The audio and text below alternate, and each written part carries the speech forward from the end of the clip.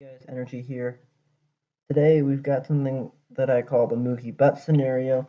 I don't really know anyone else who calls it that, and that's not like an official term. That's just kind of how I think of it. So, when Mookie was traded last year, there was all this hype surrounding his cards, and his cards kind of went from like a mid to tier to an expensive level to like a very high end level.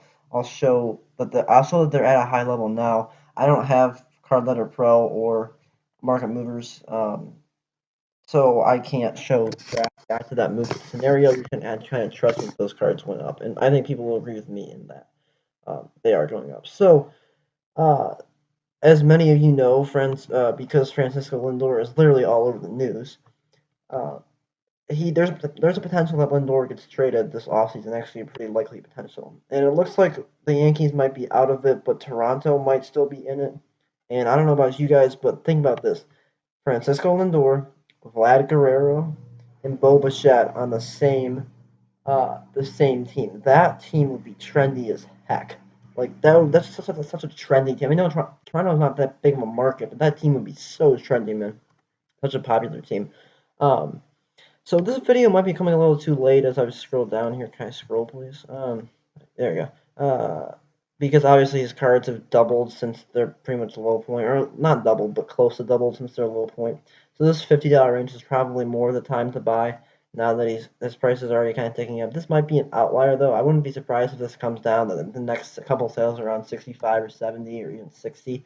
To me, that's still a buy. Um, I'm personally not going to be buying this, just because I don't have the capital to do so right now. This is updating PSA 9. I didn't specify earlier. That's pretty. Oh shoot.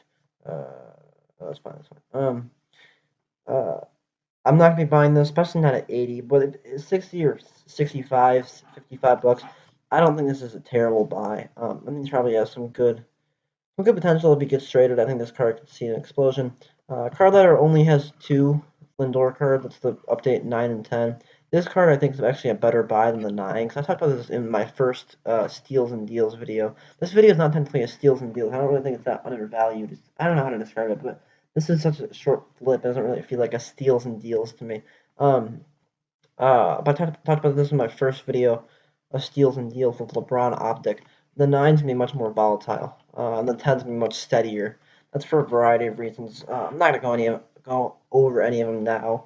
You may already know some of them. But this card's pretty much stable. I mean, the difference between 200 and 170 is $30. When you're buying a $200 card, I don't really think $30 is a huge deal. Um, the potential to gain on this card is a lot more than $30. I'll just say that. There's the update 10. So if we compare this to Mookie, the PSA 9, this would have been great. At $100, at $115, this is a great buy. I kind of wish I bought this. I kind of peeked up here randomly and it's come back down. I actually think this is a really good buy.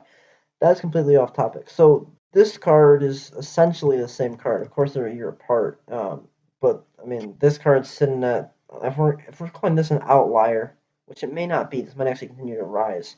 But let's call this an outlier. Let's say you could buy this card for $60, and you see this card peaking up at 180, especially when the pop count on this. Oh, no, actually, the pop count on is basically double. Um, this was like a really good buy, especially just with the kind of like charismatic, trendy player that Lindor is. That's comparing their 9s. There's a 10, and here's the Mookie 10. The Mookie 10's at 420, but it peaked up over 500. I don't know where this peaked in August or where this peaked previously, but this might have peaked over 550, over 600. Again, don't quote me on that kind of. I don't actually have those numbers, but I wouldn't be surprised if that was the case. And to be honest, I don't see this card being a $500 card, but I see this card being a $350, $400 card, especially considering this relatively low pop count of 680. And the pop count on this thing is 2,700 or 26.500. No one ever says 26.500. 2,640. Well, I'll just be clear. Uh, and so this pop count, I don't know. This card seems like a good buy right now. Lindor seems like a good buy. Um, I can just see Lindor. This is the kind of thing that will be really trendy. So I'm not even sure. So Lindor might be dealt in the next week or two. I don't really know. I don't know enough about the situation. Uh, So I'm not even sure I would buy this. This is more of a video to all. I mean, you could, if you could get this for $60 and then plus shipping and tax, that might not be a bad buy. But if you already have this card and you're sitting on it, I would list this. The more, like, if it comes out that he gets traded, the second that comes out, put it up on eBay on an auction, just see where it goes. That's what I would do if I was holding one of these things, especially the 9. The 10 I might consider holding for long term. Long term, if you really believe in Lindor, especially if you've got a PSA 9. With how trending this card's gonna be.